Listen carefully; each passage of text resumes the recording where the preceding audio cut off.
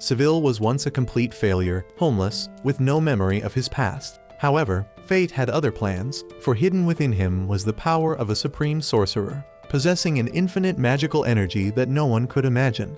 Seville's life only truly changed on one fateful day, when during a pouring rainstorm, a mysterious beautiful woman noticed him in a dark alley. This woman quickly discovered that the bright eyes of the boy matched her own.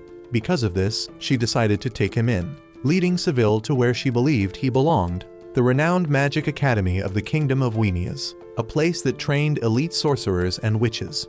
Before long, Seville had lived at the academy for 5 years. Strangely, during all that time, his only achievement was ranking first from the bottom, as he was completely unable to perform any magic. This result led to Seville being summoned to the principal's office for questioning. While on his way there, he encountered a chaotic scene. Outside the office, a tiny blonde girl with a stubborn attitude was shouting loudly, repeatedly calling the principal's name and demanding to see her. Since no one was paying attention to her, and Seville wouldn't let her in despite her causing a commotion, the girl brazenly grabbed Seville, using him as a hostage to threaten others. She shouted that if the principal didn't open the door, she couldn't guarantee Seville's safety. Just as the situation became tense, a wolf man named Humdum suddenly appeared. He quickly disarmed the blonde girl, causing her precious moon staff to fly into the air and fall to the ground, returning to its original form. Seeing this, the kind-hearted Seville bent down to pick it up, but that action nearly got him into serious trouble.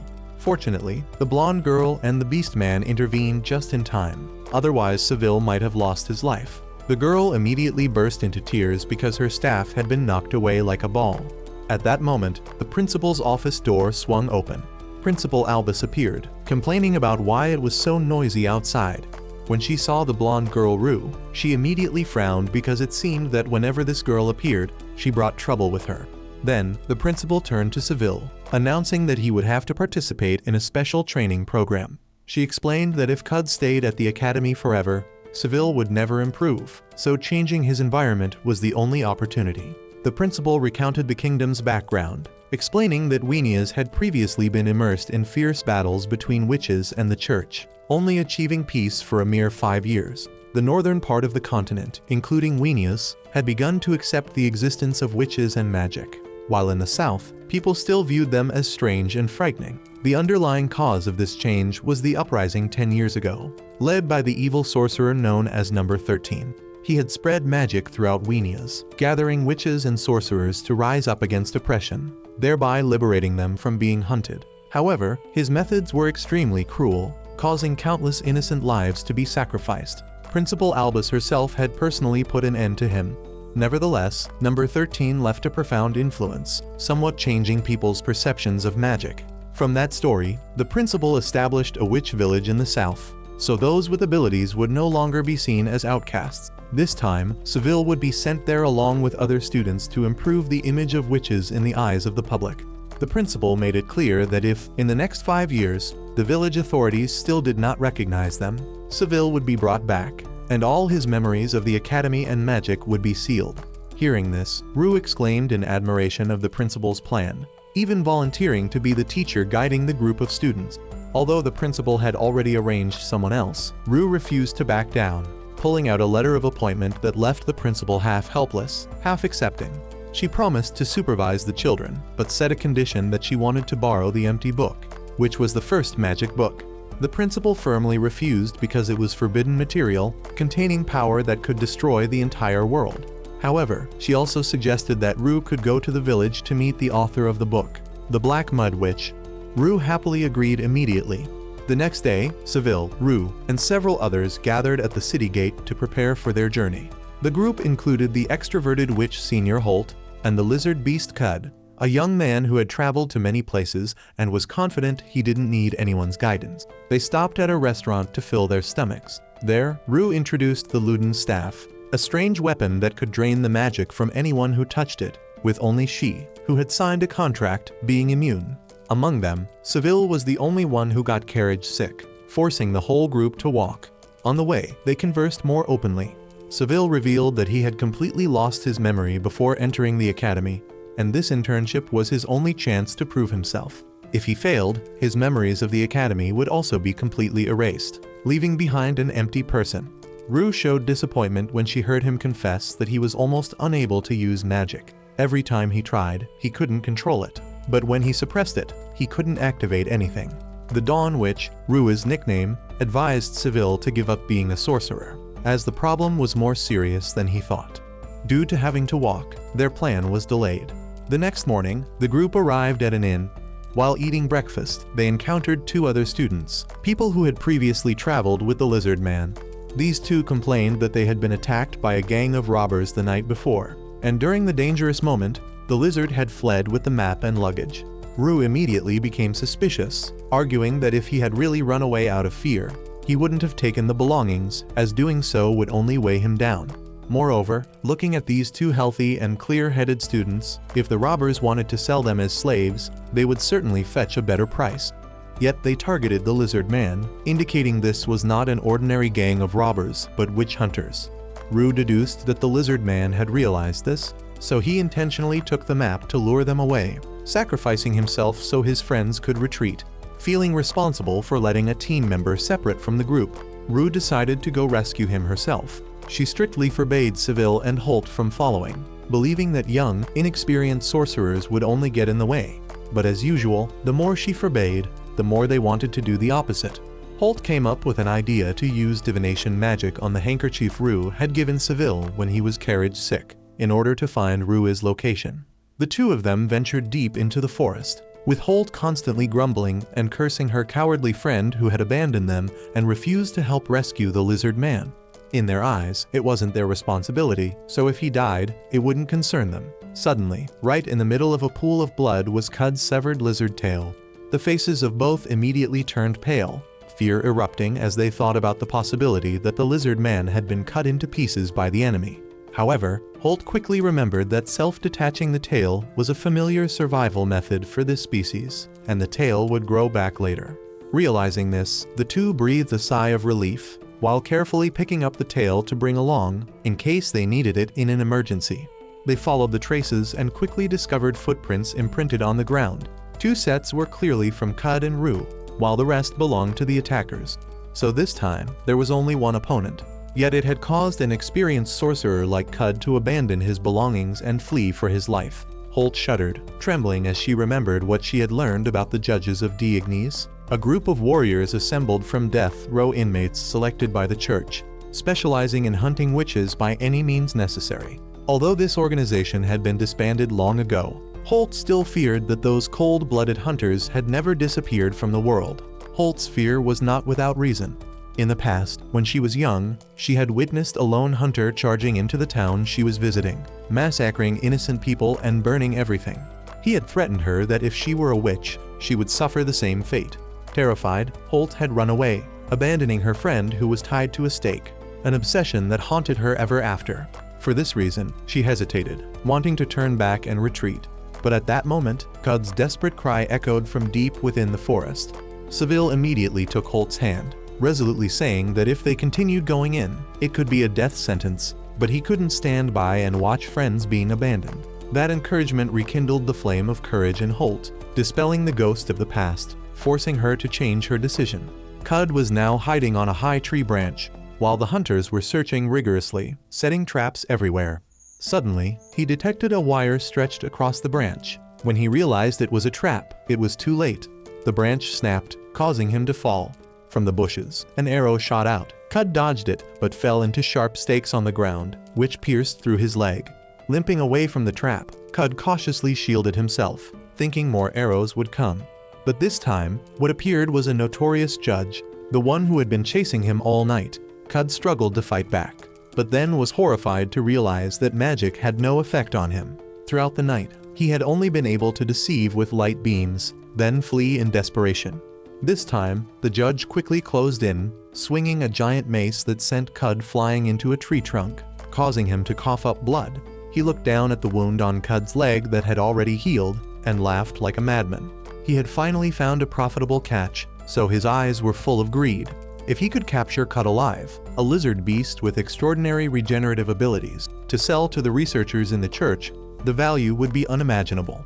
He called his underlings to bring a cage. In desperation, dark memories flooded back. Cud remembered being captured as a slave, imprisoned in a circus, tortured daily to display his regenerative abilities before a frenzied audience. That obsession remained deeply etched until he escaped, found his way to the academy, and became a powerful sorcerer. Yet now, he was being forced into a cage once more. Cud gritted his teeth, digging his claws into the tree roots to hold onto his last bit of freedom. The judge became angry and shattered his hand. Extreme pain caused Cud to scream, but he still bit tightly onto the tree root, waiting for his final moment. Just then, a thunderous explosion tore through the space. The tree next to the judge was split in half by powerful magic. The person who had just appeared was Rue, the 100-year-old Dawn Witch.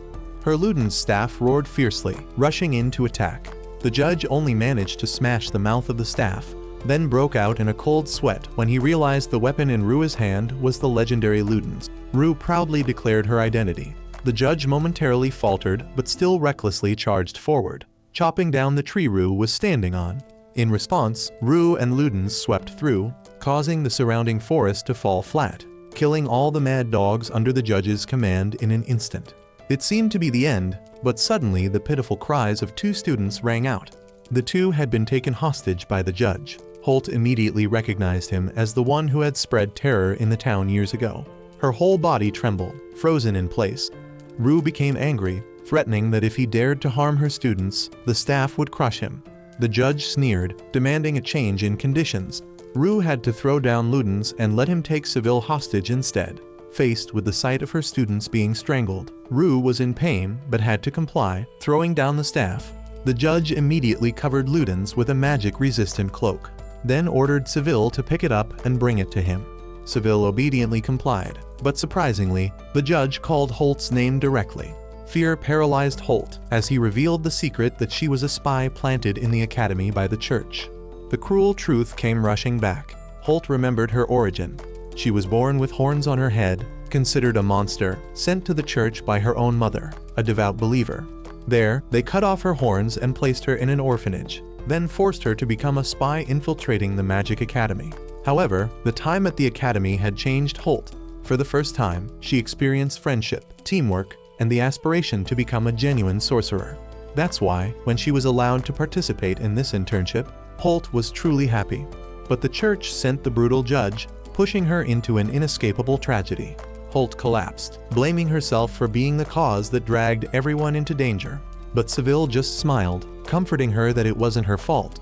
Moved by his kindness, Holt decided to live authentically for once. She used Cud's severed tail as a sacrifice, summoning a blue flame that erupted into a dragon, charging straight at the judge. He panicked and immediately pulled the magic-resistant cloak from Seville's hand to shield himself. The cloak blocked the attack, and he coldly advanced toward Holt, preparing to punish her betrayal. But at that moment, Seville heard Luden's calling. He was compelled to pick up the staff, despite Rue's screams to stop him. As soon as he touched it, the staff immediately glowed, drawing the enormous magic from within Seville, releasing a terrifying power. Even if he wanted to stop, it was too late.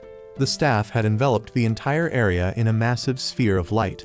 When the light faded, Seville regained consciousness to find Holt shielding him. She burst into tears, hugging him tightly, overjoyed that he was still alive. Rue, however, was furious to the point of turning pale. A bunch of inexperienced students daring to touch Luden's was like seeking death. They continued their journey. On the way, Seville wondered why he had touched Luden's and still survived.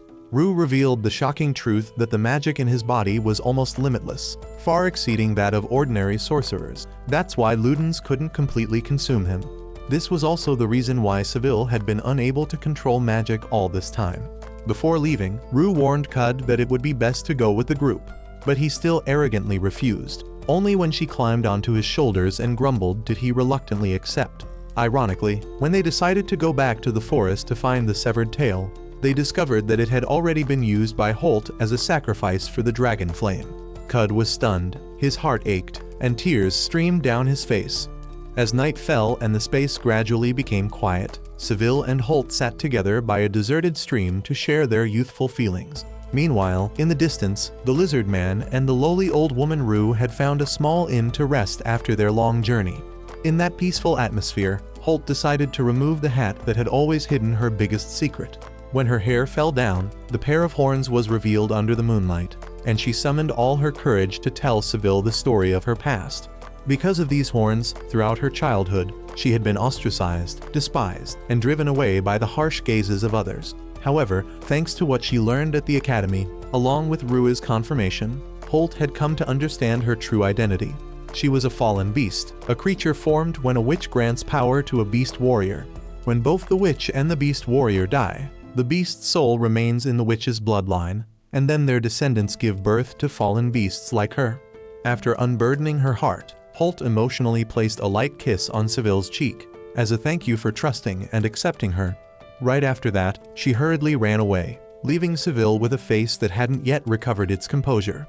As soon as Holt left, the lowly witch suddenly appeared right beside him, scolding Seville for being young and inexperienced, criticizing him for not knowing how to take advantage of the opportunity when someone had given such a clear green light.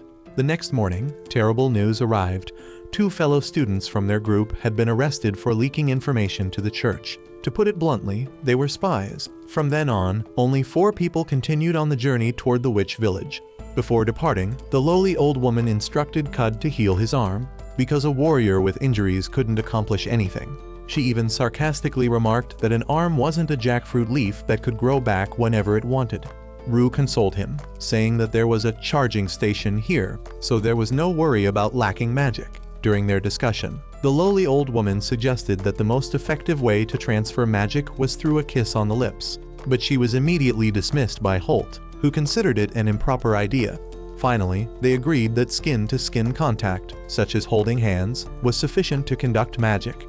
However, if things got out of control, Cud might absorb too much energy, leading to an explosion and death. To prevent danger, the lowly old woman decided to act as the supervisor. She held the hands of both young men, transferring the magical flow from Seville to Cud.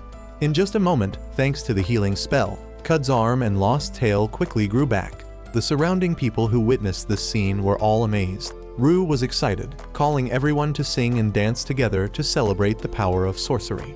Leaving that place, they arrived at a large town. An inconsiderate horse carriage rushed past, splashing mud all over Seville, making him look utterly miserable. To comfort her student, Rue led the group to a familiar guest house. There was a spacious communal bath, perfect for relaxation. When Seville and Cud soaked in the warm water, Cud shared the real reason why he aspired to become a sorcerer. He recounted that in the past, he had been treated like a circus animal, brought out for entertainment. Just then, a terrible disaster erupted in the north. A crazed witch plotted to destroy the world. Somehow, Cud was fortunate to survive and was rescued by the dragon-breaking king. At that time, fallen beasts were considered symbols of filth, hybrid creatures despised by society. Yet, while everyone looked down on him, only that hero smiled with relief upon learning that Cud was alive. From that moment, he cherished the dream of joining the church's magic corps, becoming someone strong and noble like his savior. The next stage of their journey proceeded surprisingly smoothly. Wherever they went, the group was recognized, and people warmly welcomed Rue. Rue, with her experience, always knew where to fish, where to rest appropriately. She taught the youngsters survival skills in nature, as well as how to use magic to help others, things the Academy had never taught. Thanks to the magic of Ludens, Rue had existed for 300 years. Her body operated on magic, needing neither food nor sleep, and being immortal, she had no need for love or childbearing. That long life had become boring, so anything interesting, especially dramatic events related to the survival of the world, she gave top priority.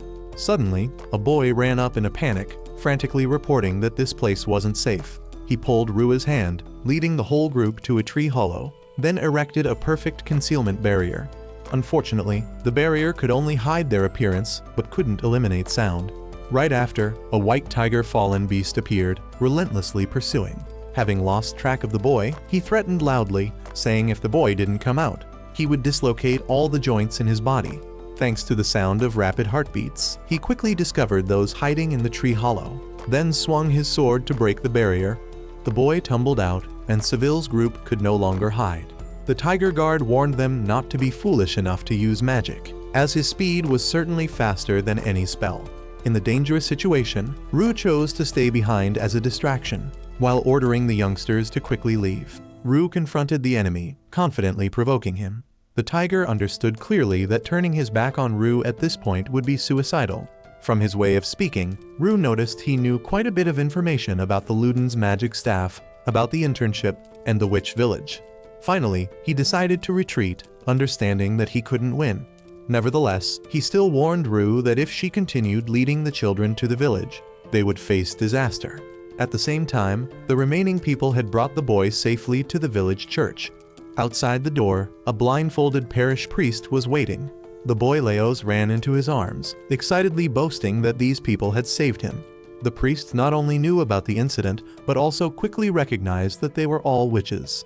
Not just the priest, but it seemed the entire village had already known about the internship group's arrival. When asked about the humanoid beast that had attacked at the forest edge, he calmly stated that it was the guard that the witch used to control this village.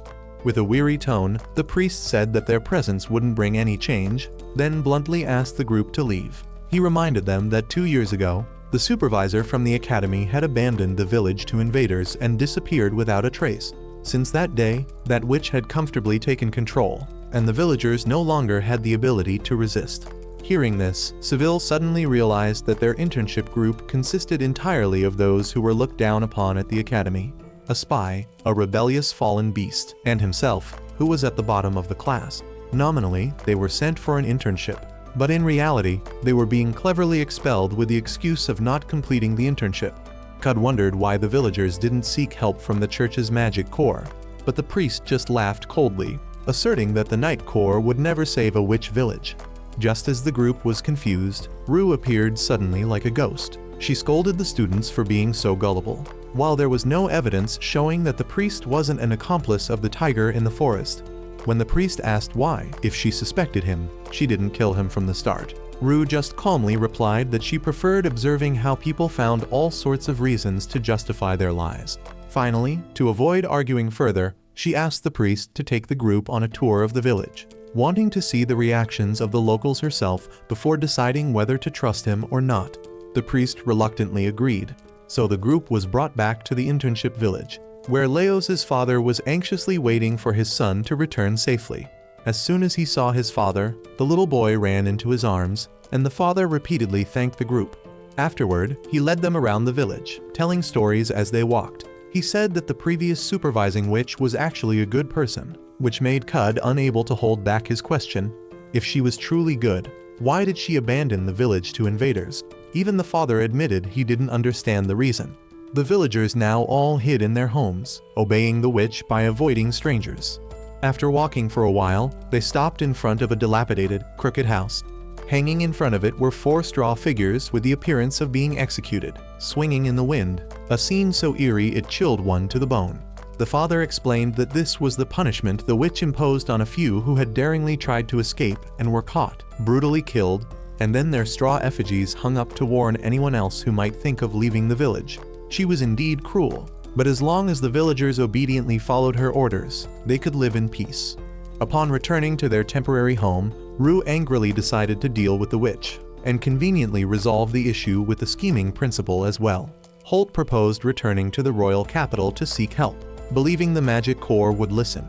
But Seville immediately objected, arguing that they couldn't turn the village into a bloody battlefield just for the sake of graduation, and that they needed to solve the problem before them themselves. The lizard man lost patience, believing they had no chance of winning.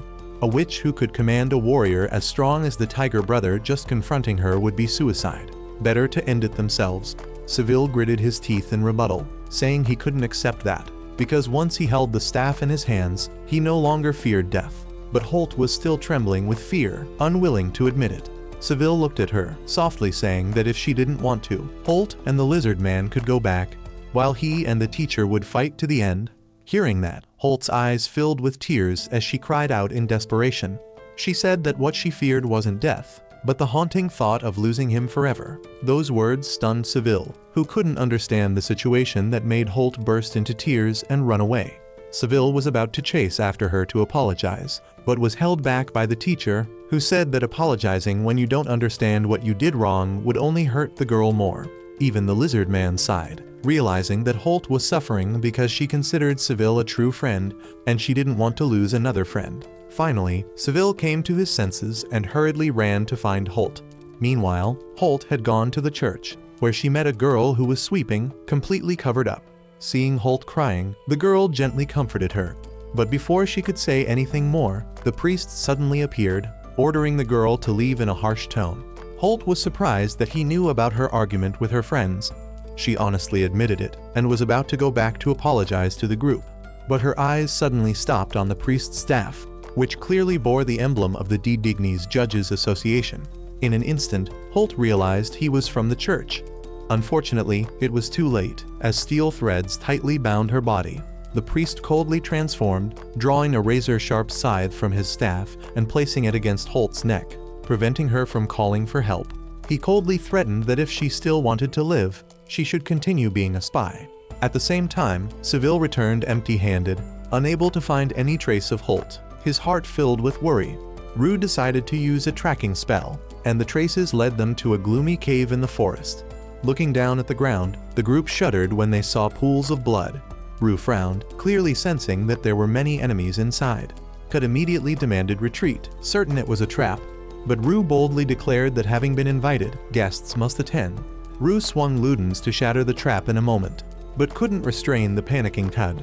Rue tried hard to encourage him to remember his dream of graduating from the academy, joining the Magic Corps, and becoming a legend like the Dragon-Breaking King.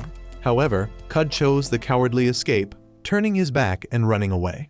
Just as he left the cave, he came face to face with the White Tiger boss. The tiger sneered, enticing him to join his side, then added the cruel words that he had eaten Holt, whose flavor was as delicious as her beautiful appearance. Hearing this, Cud immediately flew into a rage, his entire body turning blue and red as he charged into a death battle. Meanwhile, in the cave, Seville accidentally emanated magical light, even summoning light that dazzled Rue. She was angry, but then acknowledged that any witch would dream of having an intern with an unlimited source of magic like him. Those words suddenly plunged Seville into dark memories, causing him to collapse in pain. Rue advised him to withdraw, but Seville was determined that as long as he could save Holt, he wasn't afraid of anything. Just then, a giant tentacle extended from a door inside the cave, wrapped tightly around Seville, and dragged him away. Rue rushed to save him, but the Luden staff was also pulled away by steel threads. The priest revealed himself, kicking Rue into a dark room, coldly saying that she should have killed him from the beginning. The door closed, and then in the blue light, Seville noticed another girl standing there, radiating a bright aura amidst the thick darkness. When witnessing the appearance of the strange woman, Seville immediately recognized that she was the one who had rescued him from his undefined and dark life before. The sister extended her hand, her eyes filled with anticipation, then said that she had been waiting for him for a very long time. Before Seville could wonder or ask questions, Rue quickly intervened, hurriedly preventing him because she feared that with just one glance, the woman could manipulate and control him. Clearly, that sister had no goodwill toward Rue either. With a snap of her fingers, Rue was instantly thrown back, collapsing unconscious on the ground. The woman expressed her disappointment at seeing Seville once again surrounded by those she considered ignorant and failures, people who were only fixated on the potential magic within him. She threw down a blood-stained hat, saying it belonged to Holt, causing Seville to panic and cry out. Asking what she had done to his friend, she calmly replied that she had let a mercenary eat the girl. That answer was like an explosion directly into Seville's mind, making him dizzy, his heart racing. Not stopping there, the sister continued to reveal that she had gone to great lengths, from controlling the village to arranging every incident, all for the sole purpose of reclaiming Seville from the principal.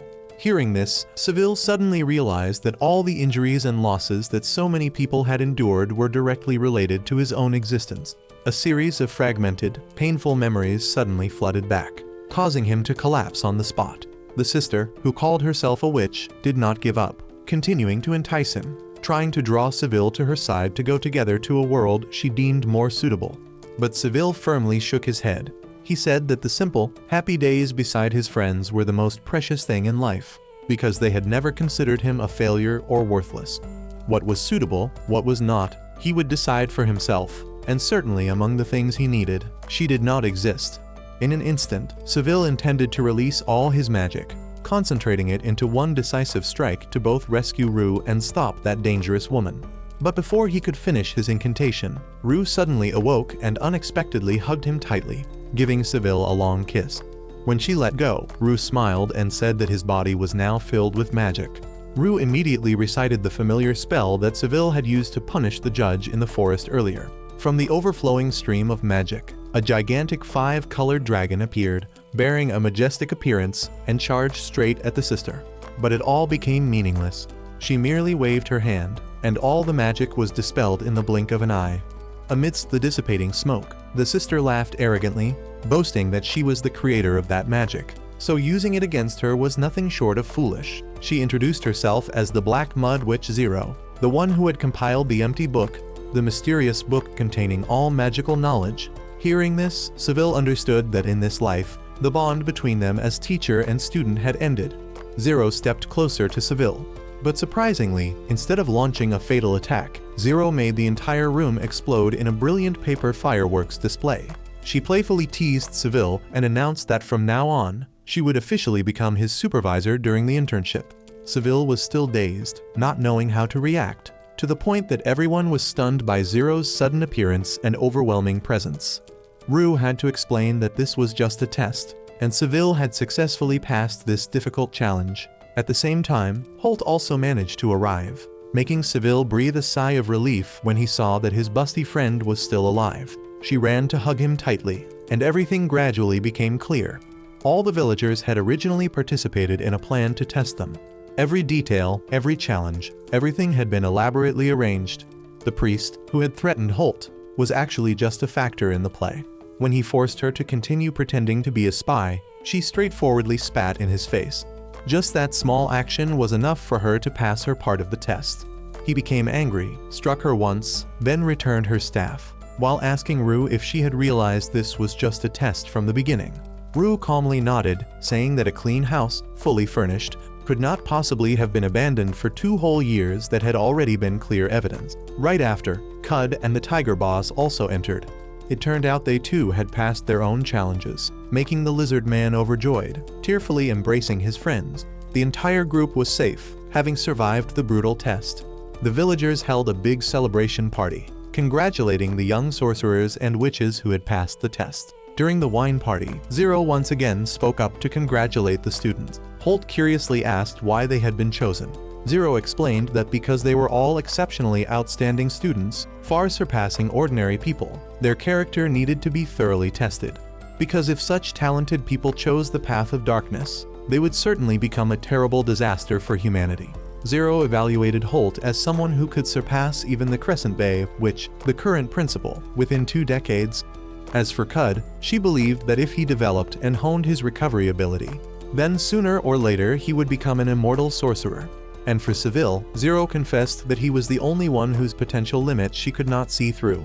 With an infinite source of magic, Seville could completely live for centuries, enough time to refine and reach a power that could pierce through anything. Of course, the prerequisite was still diligent training. Finally, Zero moved on to the official announcement about the internship plan. Each person in the group would have their name on a shop in the village and receive commissions from the people. Just as she was about to speak more seriously, the tiger brother and the priest interrupted, enticing the young ones with a tray of appetizing food. After the party, the group returned to their shared home.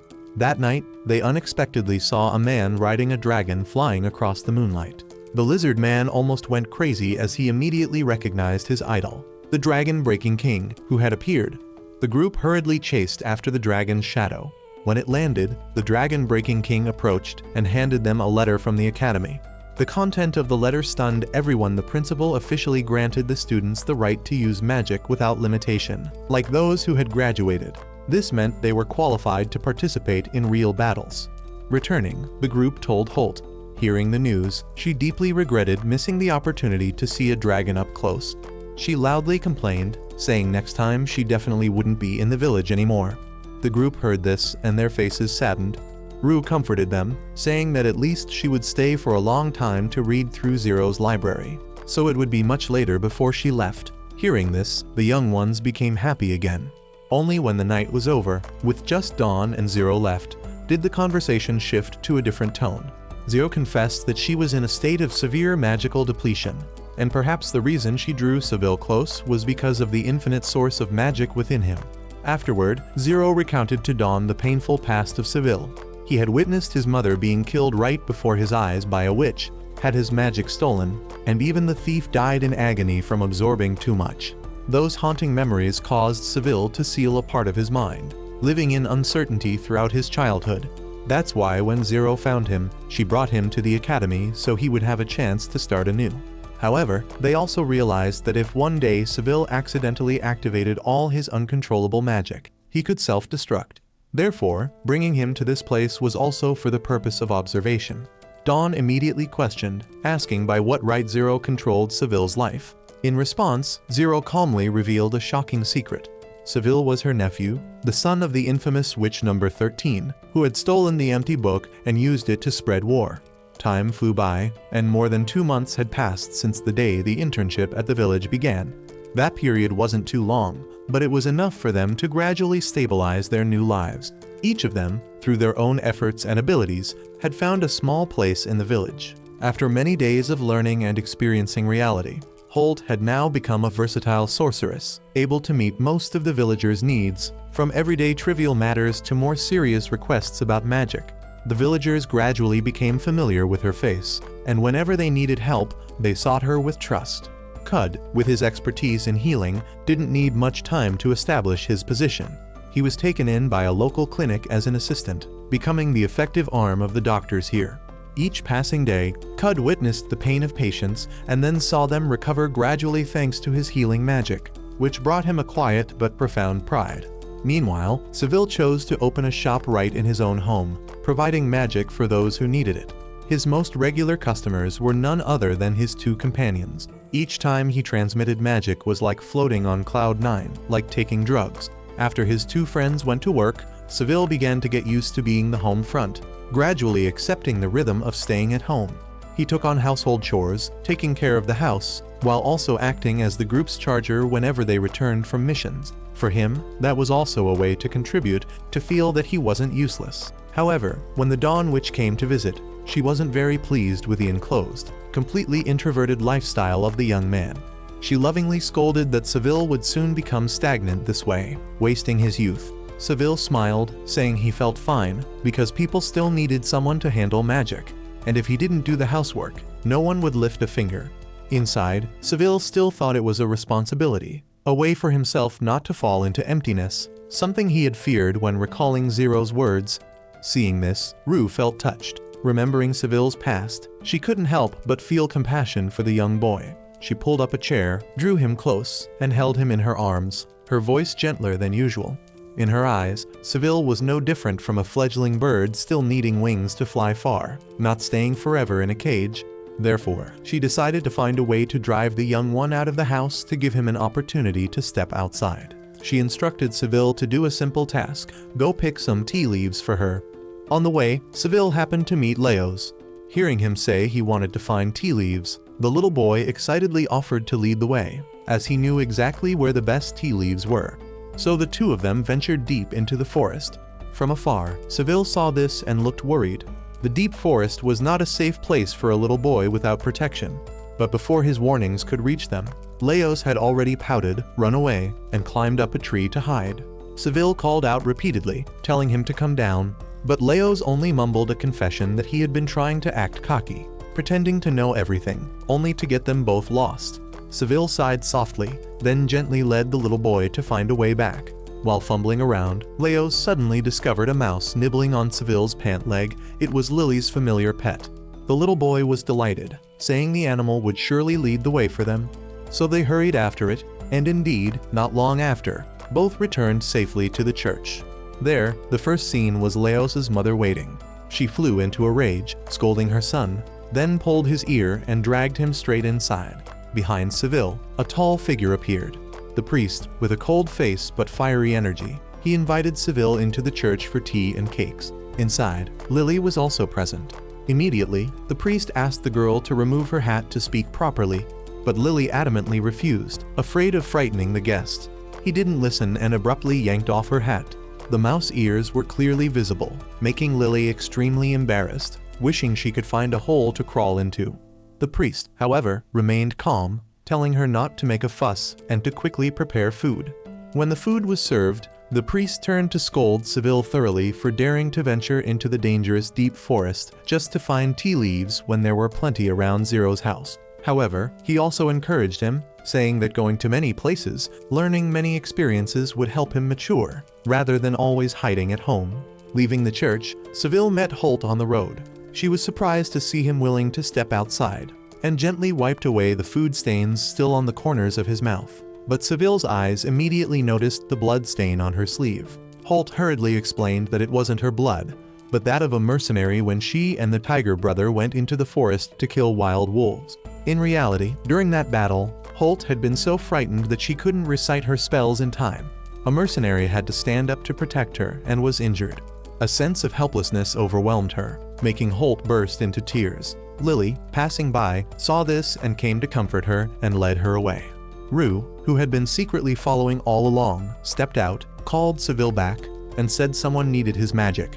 They immediately went to Zero, who was busy stopping the bleeding for the white tiger brother. Without thinking, as soon as she saw her nephew, Zero rushed over to kiss the young boy to replenish her magic, then used advanced healing magic on the tiger brother. The result was miraculous. The tiger brother's body recovered almost instantly, his entire body feeling relieved. But the first words he uttered weren't of gratitude, but of jealousy. He was uncomfortable seeing Zero so close to the young boy. Meanwhile, Seville was anxiously worried whether Holt's accident would cause her to be evaluated negatively, but both Zero and the tiger brother assured him that this matter hadn't reached the point of expulsion. The tiger brother only solemnly instructed that next time they must cooperate better. Seville suddenly remembered Leos and hurriedly went to find the little boy, to give him another opportunity to go into the forest with him. Zero now clearly understood that Rue had deliberately set up a scheme, ordering her nephew to do errands to lure Seville out of the house. Rue complained that she didn't like the young boy Seville closing himself off, locking himself within four walls. But Zero and the tiger brother found it normal. Being able to do what one wants is sometimes a kind of happiness. When only the two of them were left, Rue seriously asked why Zero only took a little magic from Seville, while she clearly needed more than that. Zero replied that as his family and also his supervisor, she couldn't demand too much, as doing so would be exploiting the boy. Rue snapped, saying that if it continued like this, Zero would gradually grow old and then die. But Zero just smiled, letting out a soft sigh. For her, living as a real person, experiencing old age, and then one day dying beside the person she loved was true happiness. Meanwhile, Kud also encountered troubles in his work. He went to a neighboring village to treat people suffering from an epidemic. Being too eager and excited, he exhausted all his energy to heal all the patients at once, resulting in complete exhaustion and fainting on the spot. The head doctor had to carry him back. When he woke up in the familiar room, Kud hadn't yet regained his senses before wondering who the next patient was. He went downstairs and heard his friends recounting the whole incident, making him both embarrassed and regretful. Nevertheless, he quickly realized that Holt had caused even bigger problems than him, so the two of them argued loudly. Fortunately, Rue appeared just in time, sternly reminding them that if they truly wanted to avoid recurring troubles, they needed to work diligently and more responsibly. Finally, she also announced that the next day the whole group would have to meet with Zero. The following day, they all went to Zero's house and were immediately overwhelmed by the gigantic book collection. Zero explained that the books displayed in the room were just ordinary ones, while all the forbidden books were hidden in a secret library in the north. Hearing this, everyone couldn't hide their excitement and discussed visiting there. However, Seville immediately objected. After the recent war, the north was still full of chaotic ruins and rampaging monsters, clearly not suitable for a leisurely trip. That place was so dangerous that just a surprise attack would be enough to take a life. Therefore, he decided to cancel his friend's plan entirely. Nevertheless, Holt maintained her confidence, believing that with infinite magic, along with the group's coordinated attack and recovery abilities, they would become invincible. In contrast, Kud didn't have much faith. In his eyes, a sorcerer who had accidentally attacked her own teammate and someone who easily exhausted himself to the point of fainting while saving others could hardly be reliable support. Just as that tense atmosphere spread, Zero suddenly became different. She spoke sternly, saying she had prepared a special lesson for Holt and emphasized that she wouldn't let Holt return until she mastered this new type of magic. Zero immediately pulled Holt along, while Seville happened to discover an interesting book on the shelf. The training session began, with Zero asking Holt to practice a dragon-shaped attack magic. Previously, Holt had performed quite well, so Zero seemed pleased. This time, she presented a new challenge, forcing Holt to use a single spell to light all the candles in the room. Holt immediately failed, trembling and bursting into tears as she realized she didn't have enough magic to maintain this too heavy spell. Zero demonstrated, using only an amount of magic equal to what Holt was required to use, but producing an effect several times more effective. She took that opportunity to explain more about how to control and use magic efficiently. However, before her lecture ended, Zero suddenly collapsed. The magic in her had been completely depleted, causing her student to panic and rush to help her. Seville tried to transfer energy to her, but all efforts were in vain. For a moment, he even thought about repeating what he had done before, but Zero shook her head, saying that this time it wouldn't work. Although she tried to stand up and claimed that just a hearty meal would restore her health, she immediately fell again. Seville hurriedly picked her up, his caring demeanor reminding Zero of her brother. Seville took her to her room, trying several times to transfer magic, but all attempts failed. Zero gently told him to stop, because if she really wanted to, draining his magic would be an easy task. However, Seville's eyes stopped at Zero's eyes identical to his brother's. He blurted out asking if she knew anything about his mother, but Zero replied that she knew nothing about his mother, though about his father, she knew better than anyone. Seville had never thought that he had a father, but before he could ask further, Zero directed him to the book he had brought from the library. When Seville expressed his intention to go into the forest to look for herbs and planned to use the book for research, Zero burst into laughter, saying it would be extremely difficult because the handwriting in it was both messy and hard to read. However, Seville found it completely normal, even understanding most of it because his own handwriting was no less terrible. His father was a rare genius, and the secrets in that book perhaps only he could decode.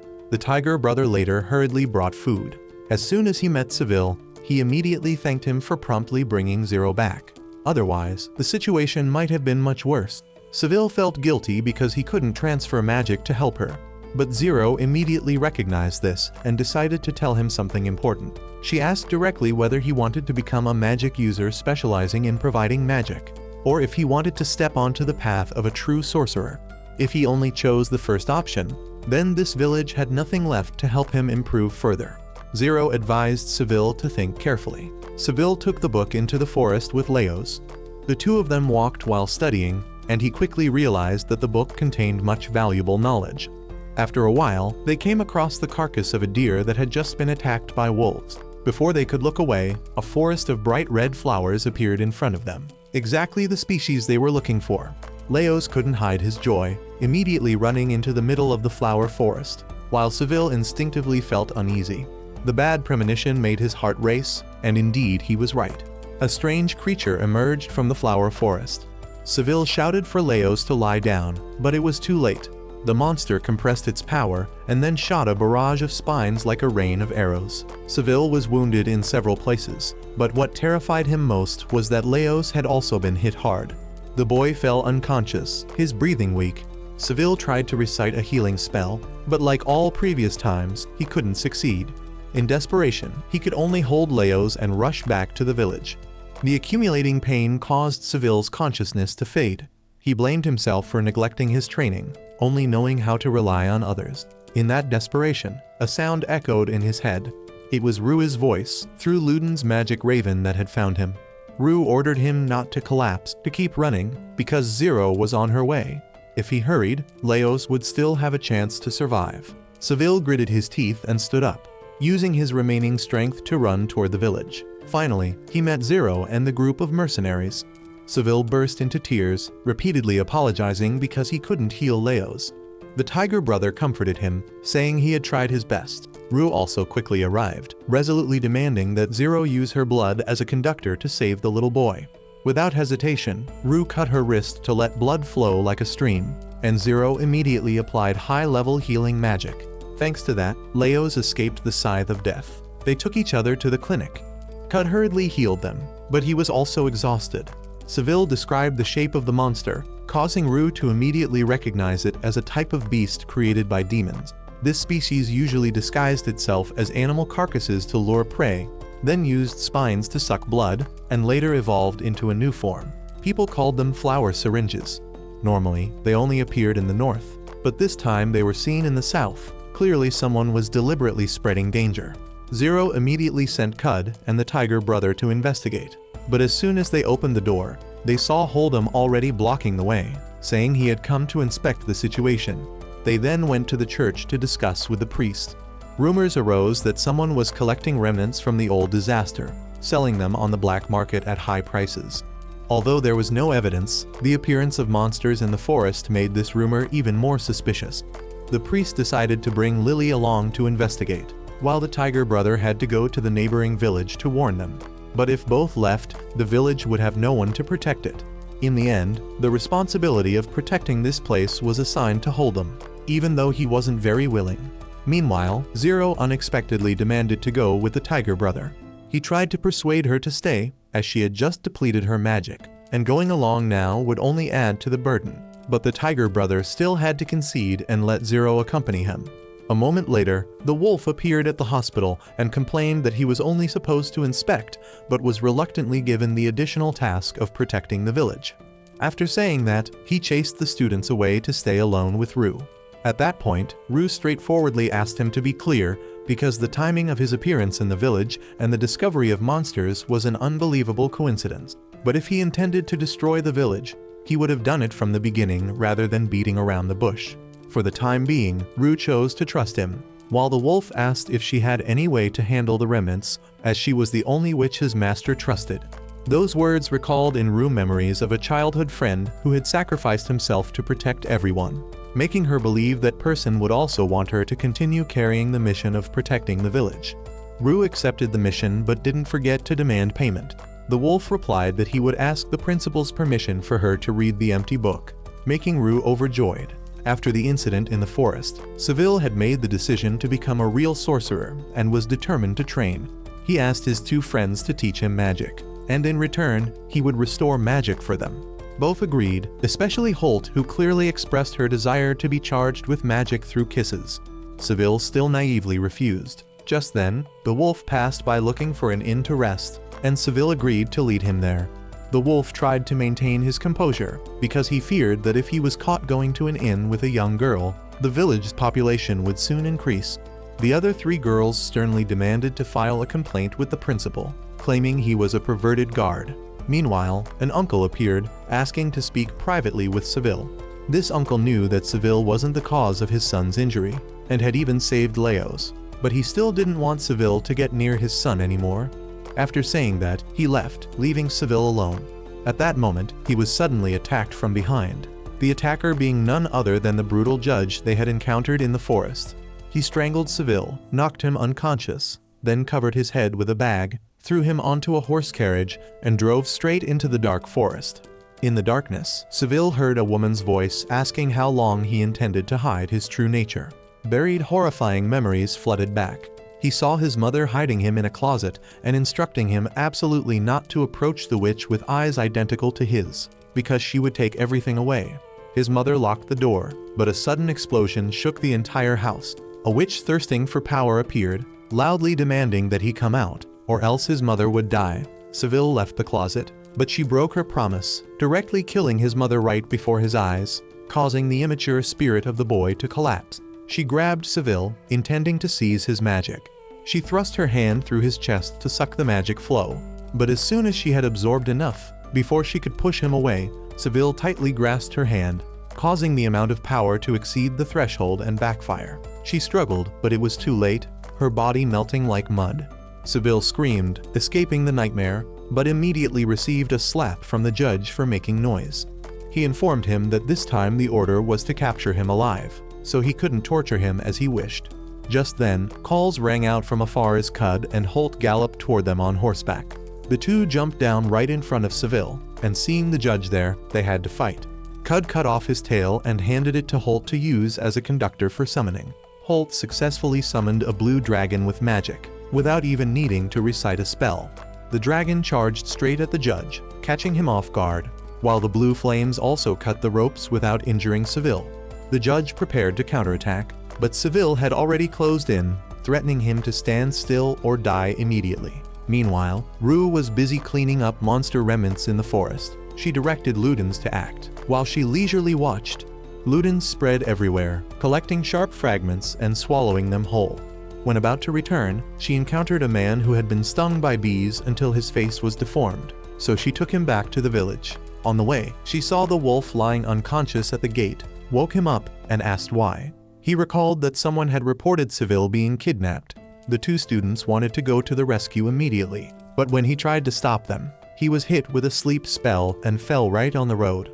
He worried that the students were in danger, but the teacher had already anticipated everything, saying this was certainly the principal's plan to test the students' adaptability. The wolf had to admit it. However, he was concerned because the person used this time was the brutal judge. Back to the battle, the judge used his iron head to hit Seville, causing him to have a lump on his head, and delivered more heavy blows that made both his arms ache painfully, while the other two were also knocked down. Seeing this, he believed the mission had been successful because injuries of this level could still be healed. But surprisingly, his hammer-wielding hand was severed, and his body was tightly bound by threads that appeared from nowhere. He realized this was the technique of the blindfolded priest, who was supposed to have left the village. The priest emerged from the darkness, explaining that the mouse in the church had alerted him, so he had time to return. He extinguished all the oil lamps, and when the moonlight was obscured, he removed his eye bandage. The priest acted cruelly, cutting off both of the judge's legs, saying as he did so that they could still be restored with magic. Zero and the tiger brother immediately rushed over, fearing the priest would chop the enemy into pieces, but fortunately, he stopped in time. Rue and the wolf also appeared, witnessing the students being beaten badly. Zero angrily questioned the wolf, causing him to panic and hide behind the teacher. Zero threatened that either he told the truth or he would face punishment. Finally, the wolf had to admit that the judge had been assigned the task of bringing a student back alive to escape the death sentence, while the real purpose was to test the village's ability to protect witches. Everyone collectively blamed the wolf for his incompetence, but Zero pointed out that the defensive loophole of the village was too obvious, which was why the judge could infiltrate so easily. The tiger brother and the priest assessed that the fighting force in the village was still too lacking, and once dispersed, it would expose even more weaknesses. They admitted that witches were being implicated, and if they couldn't protect them, their reputation would be destroyed forever. Meanwhile, the wolf came up with the idea for Zero to use the judge. The judge vehemently objected, claiming this was outside the agreement, but the wolf threatened that he had already broken his promise earlier, so if he wanted to live, he had to comply. Zero accepted the proposal. The next day, when announcing this to the students, there was an immediate fierce reaction. The girl insisted that the judge was untrustworthy and demanded his execution. Zero replied that if she truly wanted revenge, she could have it, but hatred would only create a vicious cycle. The judge had committed many sins, but now had an opportunity to atone by protecting the village. Nevertheless, the girl was still furious because he had killed too many people. The priest intervened, saying that when he still served the church, he too had killed countless people under orders, and Ruiz Ludens had also swallowed numerous lives. Under the pressure from everyone, she burst into tears but finally accepted, with the condition that the judge must live under the Tiger brothers' supervision, and she herself would have the right to command him during that time. The next day, before leaving the village, the wolf expressed his wish for Rue to accompany him to the Forbidden Library in the north, but she refused because she still had to supervise the students on this journey. The wolf reluctantly left. When Rue returned, she heard Seville and Holt talking. He said he had regained his memories, although they weren't very pleasant and still felt strange. Moreover, remembering didn't help much. With an infinitely negative Ek, he found it difficult to understand human emotions, especially love. Seville mentioned that someone had once said Holt seemed to like him, which made Holt blush. Seville then curiously asked what love felt like, and Holt replied that when you like someone, you want to become special to them. Seville innocently said that in that case, Holt was also special to him, making Holt realize he had misunderstood. Then Seville suddenly remembered, saying he probably liked Rue more, which made Holt feel a bit sad, but she still patiently advised him. Holt requested morning magic charging, but the horrifying memories made Seville's hand freeze. He ran away in confusion to find Zero. At Zero's house, he was reassured and invited to sit and drink tea. He explained that his memories had returned, though he didn't know why. Zero believed this was dangerous, but also proof that he was gradually maturing, no longer an empty shell. Zero advised him to face his memories and become stronger to protect everyone. Seville also revealed his mother's instruction that he should stay away from a witch with eyes like his own. Zero smiled, her eyes lighting up as she revealed the truth. These special eyes were inherited from her father, who was also the father of number 13. That person was the witch number 13, his brother. Zero explained that among them, number 13 was the only relative left, because he could destroy the entire world. Seville's birth was originally to prepare for her, as Zero's magic was depleting. Number 13 had sought out Seville's mother, using his own bloodline to create a child with infinite magic. He intended to give that power to Zero, but Seville's mother discovered this and fled with her child. Zero felt guilty, but Seville comforted her, saying it was thanks to her that he was born. This made Zero laugh, saying he was the most beautiful thing number 13 had left behind. Seville wanted to know more about his father, and Zero told him that he was extremely rational to the point of extremism, having caused a war in the witch world. Seville recalled that morning when he had hesitated to share magic with Holt, fearing she would die. He decided to become a magic provider at least until the end of the internship, then asked Zero for training. Zero agreed and began a magic circulation exercise. Just as Seville was holding her hand to transfer magic, he heard a scream, but Zero didn't allow him to be distracted, reminding him that he needed to control before wanting to help teammates. Meanwhile, Rue sat by the riverbank trying to forget Seville's words about liking her. Holt suddenly appeared behind her and recounted that story. Rue was startled and fell into the river, then told her not to talk nonsense. Holt anxiously asked if she would run away, having heard that if a witch receives a confession from a student, she would keep her distance. Indeed, Rue had intended to leave, but Holt hugged her and whined, making her promise not to go anywhere until the internship ended. The scream from the hospital made them rush there immediately. They found Cud injured and the judge pinning down the little boy who had been rescued from the forest. Holt shouted for him to let go, and he immediately released his grip. The child grabbed a sharp fragment and lunged at Rue, but she calmly called out his real name, then tied him back to the bed. Cud suspected he had been sent by the church. At that moment, a woman appeared, Rue's former teacher, bringing lunch for the patients, both the judge and the child. This made Rue believe the child was just bait from the church intended to ignite hatred in the village. While they were discussing, the red-haired woman taught the judge how to behave. He didn't care, only wanting to eliminate his target. When he threatened to strangle her, he encountered the teacher's staff and had to back off. Afterward, the red-haired woman took him on a tour of the village. The tiger brother also arrived, and seeing that the attacker was just a child, he didn't torture him. Cud protested vehemently, but the tiger brother left the interrogation to the priest. As the priest prepared to question the boy, he was suddenly attacked but luckily dodged. It turned out the child had regained consciousness and heard everything. The priest made him answer in darkness, relying on facial expressions and breathing to distinguish lies. But in the end, they couldn't extract any important information. Rue concluded that high-ranking church officials must be involved, using disaster remnants as bait to secretly instigate war, so they needed to be extremely cautious. Holt overheard everything outside the door, unhappy that the adults were making decisions on their own. She walked around the village, then went to the school and saw the judge teaching children how to weave baskets. The teacher explained it was just a fish trap. But for Holt, the terrifying memories of him and the sea of flames from years ago came flooding back, hurting her and making her determined to keep watch. The children weren't afraid of him at all. Holt snorted, asserting that the villagers weren't afraid of anyone.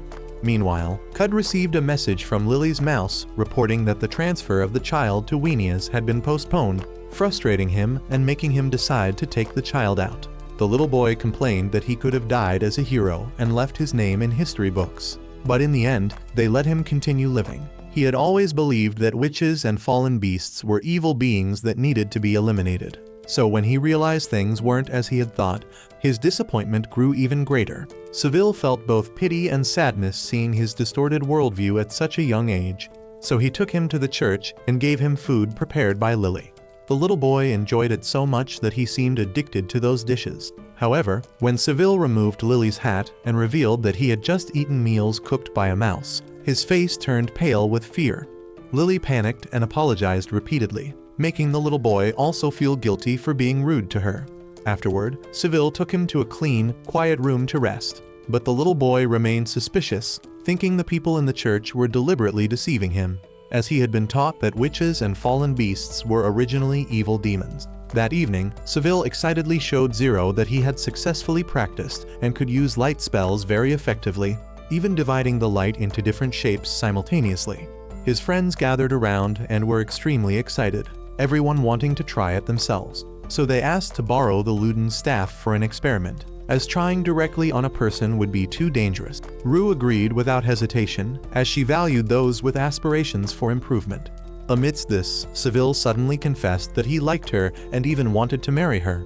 The unexpected confession momentarily transformed the 300-year-old woman into a shy 17-year-old girl. She thought he was too hasty. Seville dismissed it, telling her to pretend she hadn't heard anything, but saying is easier than doing in his heart. It wasn't something that could be treated as if it had never happened. The church was trying to brainwash the little boy and turn him into a weapon against witches. Waking up from a nightmare, the boy was invited by Holt to go fishing with the village children. They went to the eastern shore, and the boy asked Holt how they could trust someone like the brutal judge. Holt just said that trust had to be proven bit by bit. She herself didn't completely trust him either, but was still willing to give him a chance, as long as the little boy didn't harm anyone. The boy, already confused, was betrayed by his rumbling stomach, making the whole group burst into laughter. But in his eyes, there seemed to be many lingering thoughts. Elsewhere, Rue was suddenly awakened, startled because her nephew had appeared in her room out of nowhere. Seville just wanted to experiment and told her that yesterday he had used knowledge from his father's book to create a potion. Rue looked at it but couldn't understand a single character, while her nephew understood everything. Knowing the writer was Brother 13, Rue immediately understood many things. She was even more surprised when she saw Seville acknowledge that was his father, but showed no reaction to the biggest villain of the century. Seville was only interested in the potion formula containing magic, because if successful, it would restore magic for the user.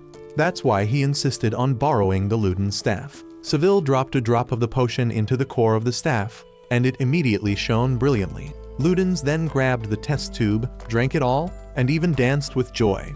Rue touched the staff and discovered the magic inside was as strong as 2 sorcerers, astonishing Seville, because when making the potion, he had deliberately restrained its power.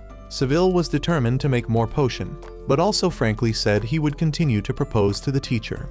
Rue was flustered by his persistence and could only tactfully send him away to focus on keeping watch. At that time, Cud was watching the children play by the river with Holt. The brutal judge, witnessing that scene, remembered his miserable childhood, living under the violence of a father who only taught him how to set traps to survive as a hunter. Once, a nobleman came to hire his father and him to set traps, torture, and hunt escaped slaves. Afterward, members of the Judges Association killed that nobleman and recruited him into the church's anti-witch army. Back to the present, he chatted with Halsful. She was from the north, her homeland destroyed by witches, yet she chose to live peacefully with them. As Halsful played with the children, Holt approached, saying he had fallen for the young teacher. Just then, they saw the boy walk into the river with the appearance of a zombie. The judge immediately sensed danger and shouted for everyone to stay away. Right after, the boy's stomach burst open, and from inside grew a huge mouth full of teeth. The judge rushed forward and kicked the monster, intending to punch it to death, but it grew 2 cleaver-like limbs that sliced off his arm. He then hugged the young teacher tightly and jumped out of the river. Holt tried to use sleep magic, but the monster wasn't affected, probably because the boy was completely unconscious. More hideous mouths continued to grow on its body. The judge realized that what the boy had brought wasn't just a monster, but an extremist faction's death soldier. He told everyone to run, leaving him to face it. But Holt knew he wasn't strong enough and didn't have any weapons. She bravely led the children away so they wouldn't be distracted. As the monster approached, Holt told the judge to hold it tightly so she could recite a spell. The judge risked his life gripping its 2 cleaver limbs, keeping a distance but still getting stabbed through. By the time Holt finished her lengthy spell, the judge had sacrificed 1 leg. The magic erected 4 stone walls surrounding the monster, but it wasn't enough to contain it. With no other option, they had to choose to kill both the boy and the monster. The judge lunged forward to shield with his body. Holt still hesitated, but Cud was decisive, cutting off his tail for a final sacrifice summoning. The prolonged spell made everyone anxious, while the judge thought he had been abandoned. Fortunately, Cud still retained some humanity and healed his wounds. Just when they thought it was over, hundreds of fly trap-like organisms poured out from the burnt remains of the monster, horrifying everyone. The judge had lost so much blood that he couldn't run. The two children had to support him. Suddenly, he realized something, pressed both their heads to the ground, and told them to be quiet. Rue had appeared. She invited Ludens to have a light meal, and it just opened its tooth-filled mouth and swallowed all the unfortunate beetles in one gulp. After the tragic death of the boy, Seville, Cud, and Holt silently took care of the funeral. During this time, Seville bowed his head for a long time, promising himself that he wouldn't let anyone else die unjustly. Amid that heavy sky, suddenly the roar of a dragon echoed. From afar, the dragon-breaking king descended on a fire dragon, bringing a decree from the kingdom of Wenius. This village would soon become a battlefield. All three were startled, each understanding that the bloody storm had come very close. Without delay, the group hurried back to the village to meet Zero and clarify the situation. Zero calmly welcomed them, saying that if the students didn't return as ordered by the academy, all would be expelled immediately.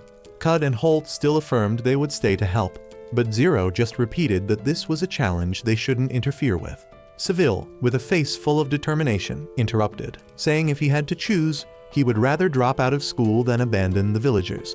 He believed that a sorcerer doesn't just study to pass exams, but lives to protect. The academy had strict rules that apprentice witches and sorcerers were absolutely not allowed to engage directly in combat. They were only permitted to set traps, restrain enemies, but not to kill. Seville thought for a while, then asserted that if traps were cleverly designed, just one would be enough to neutralize 10 enemies. Thus, even an army of thousands could be stopped. Seville's way of speaking made everyone fall silent. For the first time in the conversation, Zero showed a bit of interest. Seville didn't just talk. He took out a bottle of magic potion from his coat, a shimmering solution emitting a strange light. This was the result of his research. Zero narrowed her eyes to test it, and immediately acknowledged that his ability far exceeded expectations. She frankly promised that if Seville truly made contributions in this battle, he would not only avoid expulsion, but might also be recognized as a graduate immediately. As soon as she finished speaking, Rue jumped up, excitedly declaring this would be the graduation project for these students. Zero immediately stopped Rue, emphasizing that this was the academy's decision, unrelated to outsiders. But Rue wouldn't give in. She hardened her face, asserting that if the students were recalled to school, she would leave too, because by now she had come to love this village. Rue even pretended to be on the verge of tears, making Zero just hold her head in frustration. Finally, Zero reluctantly promised to discuss with the principal about a special consideration. Indeed, the news sent immediately caused a sensation. The principal read the plan to end the war without casualties proposed by Zero, seeing this as a rare opportunity to put the anti-witch faction in its place, while proving the righteousness of the academy. She sent the wolf to command the church and the magic corps, coordinating with allies to protect the village. Upon his return, the wolf immediately tried the potion Seville offered. Just one drop significantly restored magic, leaving her unable to hide her amazement. When asked, she learned the formula came from the book written by Seville's father. Hearing this, both friends widened their eyes, as the identity of his father was none other than the infamous switch number 13 in history. This truth was like a heavy shock, making everyone silent for a moment. Meanwhile, Hulsful invited the judge to class so the students could thank him. The brutal uncle, accustomed to growling, now stood speechless before the innocence of the children. Recognizing this awkwardness, the teacher quickly put a candy in his mouth, slightly easing the atmosphere. The small party ended, and when only the two of them remained, the young teacher tried to move closer, her eyes sparkling with trust. She clearly sensed that the judge was moved, but he quietly turned away. In his heart, he told himself he wasn't worthy of something called love. He went to the inn and happened to meet young Holt eating there. The girl teased him, saying the old uncle still knew how to feel embarrassed about romance. After a few jokes, Holt returned to the main topic of war. She affirmed that Seville's plan placed a lot of responsibility on the judge, as his traps would be a crucial link. Although personally she didn't like trusting him that much. After he risked his life to save people, she had to open her heart to give him another chance. That night, the judge sat silently, his heart a mess. Past crimes kept tormenting him. The future was uncertain, making him unsure where he belonged. The next day, the villagers collectively set up traps, reinforcing every entrance and exit. Zero discussed strategy with the students, while Rue and the Tiger Brother affirmed that if the enemy was too strong, they would have to fight to the end.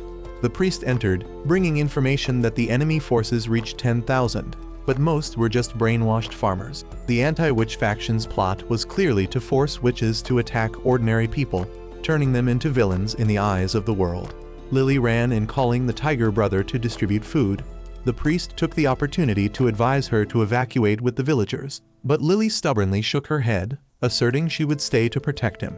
Hearing this, the priest suddenly felt emotional, wishing he had an adorable little sister like the mouse girl. Rue and the Tiger Brother didn't miss the chance to think nonsense, and were immediately reprimanded by the priest for their dark minds. While Lily and the Tiger Brother were busy, Rue brought the monster specimen from the boy's stomach for the priest to examine. He frowned as he analyzed it. This creature had the ability to replicate infinitely. If not controlled, it would devour the entire continent. The extremist faction must certainly have had a way to control it before releasing it, but even many high-ranking officials in the church were unaware. This could only mean that the person behind it was the mastermind. That evening, the group gathered to thoroughly check the plan.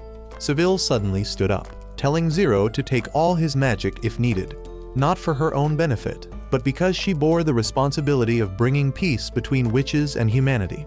Zero was silent for a moment, then nodded, taking Seville's hand. The amount of magic transferred made her dizzy. Even when fully charged, Seville still seemed to have an infinite surplus.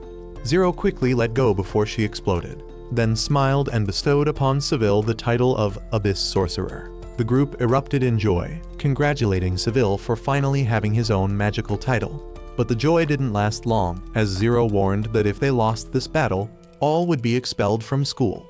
Meanwhile, Rue had left the village early in the morning, silently scouting the enemy forces. The enemy forces approached with tremendous strength, not only numerous but also well-equipped, alongside fallen beasts and monsters. As Rue observed, she silently hoped that her friend in heaven was watching to witness this dramatic battle. Very quickly, that army advanced close to the village, but unexpectedly encountered Lily's mice. The chubby mice swarmed in to attack, forcing them to change their route. To their surprise, the new path was filled with traps everywhere. Looking back, an entire army had been cut into pieces, screams of pain echoing everywhere. At that moment, a blue rain fell from the sky, healing all the soldiers, quickly restoring their limbs and wounds. When they noticed the inscriptions carved on tree trunks, the army realized that the witches were merely toying with them. Another group of soldiers was greeted with fire traps, leaving their bodies burned but not severely injured. Only their armor and clothes scorched. The commander immediately understood that the witches had shown mercy, sparing their lives, so he ordered a retreat. However, the real danger still lay with the leader of the entire army, a monster possessed by a demon. Upon receiving the report, Zero informed the group that all the miscellaneous troops had retreated after being trapped. The students cheered joyfully, but Zero immediately reminded them that a greater threat remained the demon-possessed monster and the fallen beasts approaching. Seville wondered how powerful this monster was, and Zero explained that demon possession was an evolved form of fallen beasts. They could use magic without incantations and never tired. The priest and the Tiger Brother immediately competed to finish it off. Just then, terrible news arrived. Lily had been captured. The priest panicked and rushed to save her. Lily had fallen into the hands of the demon-possessed creature and its pack of fallen beasts. They had trapped her in a net, intending to take her back to the village to eat her in front of the villagers as a show of power. The monster laughed with delight imagining such a scene. But before they could carry out their plan, the steel net was shredded by the priest's strike, freeing Lily. The fallen beasts were quickly dealt with by him. The demon-possessed creature lunged forward to devour Lily, but the priest swung his scythe in time, chopping off its arm. Lily ran in terror to hide behind him. The demon-possessed creature was astonished to find that the wound on its arm couldn't regenerate because the scythe had been blessed with Holy Spirit, becoming its perfect nemesis. The demon-possessed creature was forced to cut off the injured part of its arm, then regenerated immediately. Just then, the Tiger Brother appeared, taking down many mercenaries with just a few moves. But the demon-possessed creature used its power to instantly revive the minions, turning them into obedient walking corpses. The priest immediately told Lily to flee so he and the tiger could handle the battle. Meanwhile, the rest of the fallen beast pack had advanced to the village gate, but was also eliminated by the hidden traps. Recognizing the three young mages as promising sorcerers, their leader mobilized 500 troops to attack simultaneously. At that very moment, the brutal judge appeared, sweeping the battlefield in a sea of blood. Zero also quickly arrived with her students to confront them. Following her orders, volleys of magic arrows rained down, causing the fallen beasts to hurriedly seek shelter. Although somewhat disappointed by the overwhelming number of enemies, Zero still encouraged her students to adapt to the situation. The battle became intense, with mercenaries charging forward. The judge threw a bottle of magic potion, causing the ground to sprout vines that tightly bound the enemies. One escaped and tried to capture the 3 students, but was pumped full of magic by Seville, causing him to explode. Holt wasn't to be outdone, using a rain of fire to burn down a group of fallen beasts. Having successfully controlled wide area fire magic for the first time, she was both excited and worried, fearing she had gone too far. Cud went down to treat the wounded, causing the enemy to become even more confused. Just then, a violent sound echoed from afar. It turned out the Tiger Brother and the demon-possessed creature had fought their way to the village gate, battling fiercely, even destroying the wooden fence. The Tiger Brother severed the monster's arm and cut across its throat, but it recovered instantly. Out of options, the Tiger Brother had to call on his witch sister. She warned him to move away as soon as she gave the signal. She began to chant, opening a huge green gate in the sky. When the Tiger Brother retreated, the demon-possessed creature was immediately dragged up by hordes of zombies from the earth, biting off chunks of flesh. It screamed, then was reduced to a dry skeleton within minutes. The scene horrified Seville and his friends. The witch cancelled her spell, sternly saying this was precisely why powerful witches and sorcerers could destroy the world if they lost their way. The battle ended, and the mercenary soldiers withdrew. The principal and allies watched from afar, as happy as if attending a performance. They even invited the 7 church leaders to join the celebration. Meanwhile, a bishop betrayed himself by knowing too much about the monsters. He was exposed, though he tried to deny it. Suddenly, small monsters rushed out from the forest, causing panic. The bishop boasted about having a way to protect everyone, but was quickly exposed when he himself became the target. Everything suddenly turned into a joke. It was just an illusion created by Rue to reveal his true face. She forced the bishop to swallow monster eggs, making him tremble with fear until he finally submitted. Rumors of the battle spread throughout the south, becoming a subject of mockery. An army of 10,000 unable to defeat a single village. That bishop was also cursed for bringing monsters to the south. The principal summoned the 3 students and awarded them graduation certificates for their outstanding achievements. The children were stunned, thinking it might be another test. After being reassured, they asked if there were stable jobs after graduation. The principal confidently said she had prepared appropriate positions, a journey to the Forbidden Library in the north to collect information about disaster remnants. The trio returned to the witch village to pack their belongings. Zero gave Seville his father's book, wishing him a smooth journey ahead. They bid farewell to everyone and began a new adventure with many challenges waiting ahead.